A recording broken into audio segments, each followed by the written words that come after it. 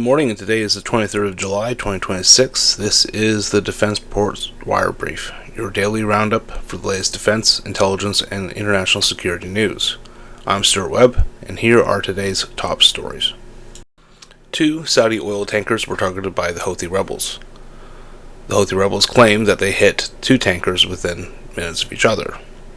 The price of oil now nears $100 US after the attacks on the Red Sea. U.S. President Trump stated that he would hold Iran responsible for the attacks. It seems that the administration's downplaying of the Houthi attacks could be a warning that if the attacks continue, then the U.S. will strike the Houthi positions as they did a year ago. In any event, it seems the U.S. will leave the Houthi threat alone for the time being. The European Union agreed to another round of sanctions targeting Russia.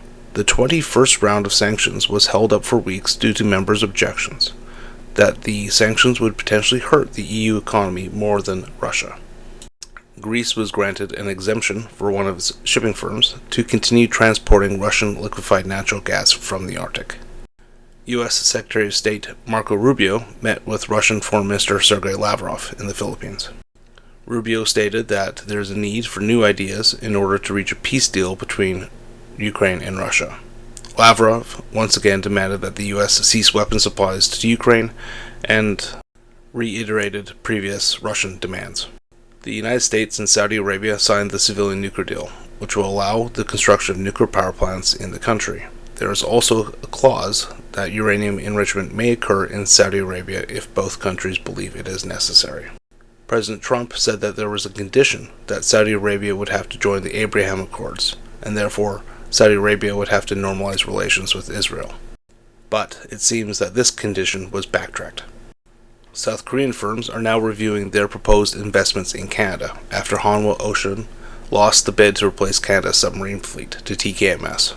As part of the bid, Germany and South Korea had to provide an investment for Canadian economic activity. Hyundai Motor Group proposed to build hydrogen fuel cell infrastructure in Canada. It is still reviewing the proposal. Hanwha Ocean is still reviewing its proposals. In southern Thailand, 5 Thai soldiers were killed in an attack on a security checkpoint. At least 6 civilians were also injured, including a 10-year-old boy. Approximately 10 attackers opened fire and threw pipe bombs at the security checkpoint.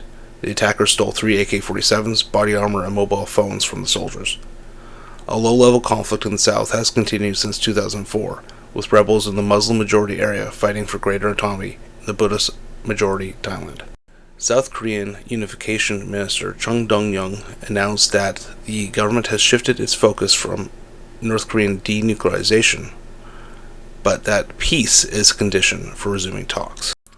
The South Korean government will still offer reciprocal benefits to North Korea if it halts its nuclear arsenal manufacturing.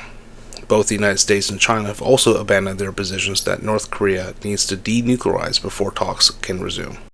This concludes today's Defense Reports Wires Brief.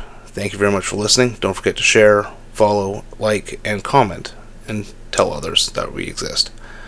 Hope you have a good day.